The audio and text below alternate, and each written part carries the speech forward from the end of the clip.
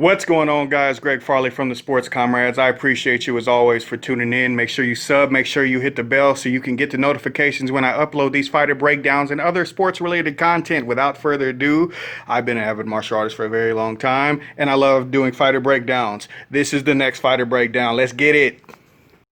The fighting pride of Liverpool, England, Darren. I was such a tall kid, they threw me straight in with the adults class, so I'll never forget like sparring with the adults, and they used to give me a good kicking and hiding. They used to really take it out on me, and I used to go home overnight and I was thinking, I cried sometimes, and like, you bastards, I'm gonna get yous all back, and I did. Same guys, I got all of them back. I remember I used to just sit in the ring waiting for them. I was like, come on, let's get in my ring now, and I used to just fuck them up. When it come real, from fighting like 15 professionally, I was literally like, this is my life and I will be the greatest in it. And you know, everyone, it goes in one ear and goes out the other. But then when you start doing certain things, and up to this point now, people are like, fucking hell, he said that 10 years ago, why didn't we listen to him? I was at a club, a fight broke out. Me being fucking crazy, I went over to try and confront about 20 lads. So we're fighting, and then on the cameras, you see while I'm fighting with the lads, this guy just comes up and just like stabs me twice. As soon as I got to the hospital, he said, go to Brazil. Right now, this is where you need to be because you've got too many distractions till. So just go. And I said, okay, coach, I believe in you. And just like that, guys, it's time for another fighter breakdown. The thing about Darren Till, he has the awesome backstory. If you really look into his background, if you really followed how he got to the UFC, all the back alleys he went through, the stabbing that happened in Liverpool, his move when he was 17 years old, over to Brazil, really all of that saved his life. This dude is a really amazing dude. I mean, he's an emotional dude, but he's really an awesome person if you really sit down and listen to him think. But we're here to talk about fighting and hear about this fighter breakdown. This man's number one strength is his ability to manage distance and hit people with a laser beam of a left hand. Now, Darren obviously was undefeated for a very, very long time. He's taken some rough punishment as of late, but he's getting back into it rather quickly with big fights against guys like Robert Whittaker, et cetera, et cetera. That's when I'm dropping this video. But in each of these videos, his ability to understand distance, close it, and then pulverize someone is second to none. And I really do mean second to none. There's not that many people that have this kind of ability to be able to close distance like that. His lightning left hand is his number one strength. And although sometimes being one-dimensional with one strength like that can catch up to you, which I feel like it has since he's fought Woodley and since he's fought against Jorge Masvidal, as you remember what happened with that.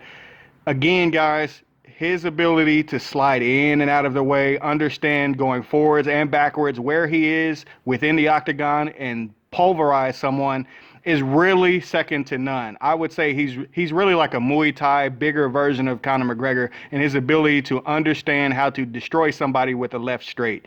Obviously, we've never really seen too much of the rest of his game because it really hasn't been needed, or he usually gets caught. Now, in these particular clips, he's doing a lot of the punishing, which I'll get into his weaknesses later, but the main thing is his ability to get out of the way, and this is pretty much basic Muay Thai, basic Muay Thai, and a little bit of advanced Muay Thai, of being able to destruct somebody with your punishing right or left hands. And for him, it's his left hand and his ability to get just out of the way.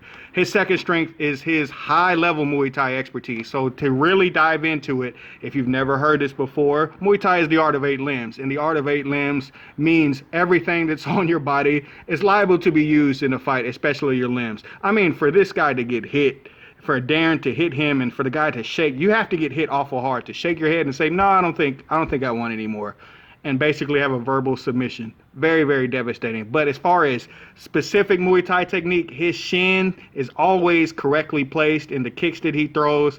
His ability to distance himself and throw those kicks, his ability to land knees within the clinch. He's really, really high level in Muay Thai. However, this is mixed martial arts, and obviously there's always some issues. But his elbows, his ability in top position to deliver those same elbows, he's really good at the positioning with that. A lot of Muay Thai guys, I'm not hating, I'm just speaking on what I've seen. A lot of Muay Thai guys, they kind of lose it when they get down to the ground. He knows how to use those specific techniques in the same exact way and produce a rather devastating result. Just like in this particular fight, I forget this other gentleman's name. You can see the long, drug-out name.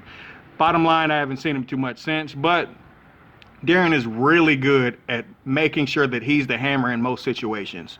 Like I've always said, there's a hammer and the nail. He most likely is the hammer in most of these fights, and he kind of struggles when he's not. But as far as the fight with Donald Cerrone, he's very calm. This is the first time that I really heard of him because he's an extremely calm fighter as far as in the ring. Now, obviously, he said he's had some sports psychology issues where he gets really, really nervous. But when he really came onto the scene is when he absolutely picked Donald Cerrone to pieces. So then that leaves, what exactly are his weaknesses? I mean, he's really, really good, but is it that he's too quick to the spotlight? Did he get there too quickly? Is that why when he got destroyed by Tyron Woodley, he didn't get destroyed, but he got beat fairly handily. When he got destroyed, and I do mean destroyed, with Jorge Masvidal, he has a really bad habit of leaving his chin up in the air. And like I said with the hammer and the nail analogy, when Darren's the nail, he doesn't do so hot. When he's the one that has to basically fight from his heels, he doesn't do very well. He's very similar, and I hate to keep bringing up his name, but it's the only comparison that I can think of that is really, really accurate. He is extremely similar to Conor McGregor in his ability to land strikes and make sure that he's the one doing the work. But if he has to back up, it's not quite the same. I appreciate you guys for tuning in. That was another fighter breakdown. We also have one on Whitaker. Make sure you check that out. They actually fight tomorrow when I'm doing this video, so you make sure you tune into that and look out for some of these strengths. I appreciate you guys. I'm out. Work harder, comrades.